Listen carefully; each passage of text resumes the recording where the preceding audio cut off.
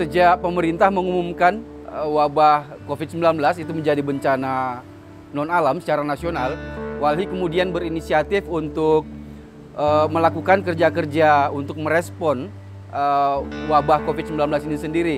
Sejak bulan April, Walhi membentuk panitia kerja untuk darurat ekologis penanganan COVID-19. Hari ini kita sedang menyiapkan bantuan yang berasal dari teman-teman dan saudara kita di Banten. Apa yang kita sediakan itu sebagai perwujudan dari pilihan keragaman pangan kita. Bicara keragaman pangan itu bukan hanya dalam konteks penyediaan, tapi yang lebih menarik lagi, pertama, keragaman pangan itu bagian dari budaya. Apa yang kita siapkan sekarang, kita singkong, gula merah, kemudian ada ubi. Pilihan-pilihan ini dalam budaya kita banyak sekali dikenal sebagai makanan pokok. Tapi catatan sejarah kemudian diminggirkan seakan-akan orang di Indonesia hanya makan beras. Teman-teman Indonesia Timur dan sebagian di Sumatera juga memakan sagu. Alih-alih kemudian itu disediakan oleh pemerintah, yang terjadi sekarang justru ingin membuka sawah di atas lahan gambut. Jadi bicara kedaulatan pangan itu artinya bicara keragaman pangan.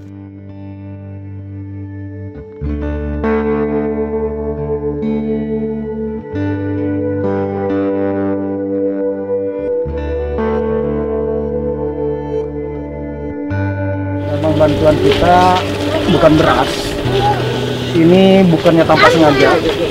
Ini juga sejalan dengan kampanye Walhi. Ya, jadi proses kampanye Walhi itu salah satunya adalah penganekaragaman pangan atau diversifikasi pangan. Ada edukasi lah terkait dengan bagaimana pemanfaatan lahan pekarangan. Nah, yang kali ini sebenarnya kita bawa modelnya, ini nggak apa, agak cair aja. Ini biovertikultur.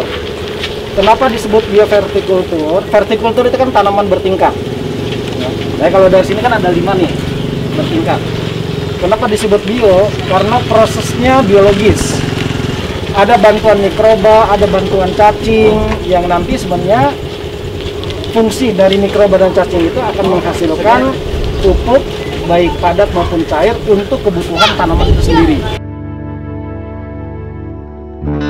Kami nelayan sudah kena dampak COVID-19 ini. Kalau untuk kesulitan membeli beras, itu jelas ada keluhan itu. Dikarenakan emang selama ini kita ini tergantungkan oleh beras. Dan kesulitan itu emang dari hasil tangkap kami nelayan ini emang banyak berkurangnya dan harganya tidak stabil. Ya, berbagai cara untuk memenuhi kehidupan tetap untuk pelaut.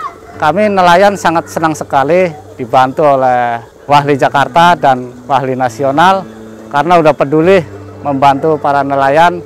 Walaupun itu makanan tradisional, tapi sangat bermanfaat banget untuk nelayan, komunitas nelayan tradisional yang ada di Muarangke.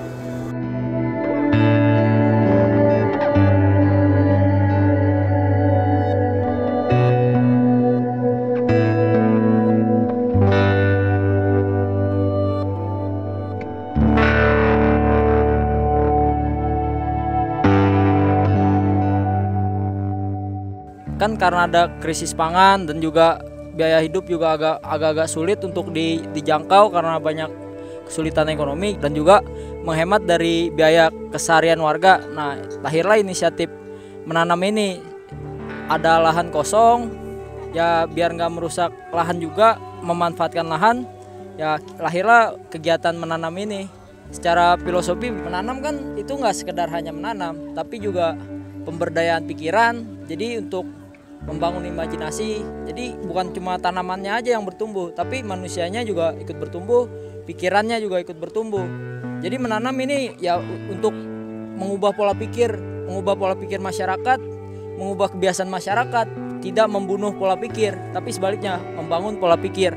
Jadi ini salah satu media tanaman ini untuk kita saling belajar, tapi ada sisi ekonominya juga gitu, untuk bisa kita konsumsi bareng-bareng, untuk ya minimal biaya konsumsi sayur itu nggak kita bisa handle lewat ini. Inisiatif rakyat bantu rakyat atau warga bantu warga sebenarnya ini lahir dari inisiatif kawan-kawan eksekutif daerah sendiri sebenarnya. Karena mereka menginginkan adanya kepedulian dari komunitas-komunitas yang saat ini mempunyai kecukupan pangan itu untuk membantu masyarakat yang ada di perkotaan yang dalam masa pandemi ini itu mengalami kesulitan untuk memperoleh pangan, dan tidak kemudian juga hanya berharap dari bantuan dari pemerintah terkait dengan kebutuhan pangan tersebut. Nah, ini dikembangkan di beberapa tempat.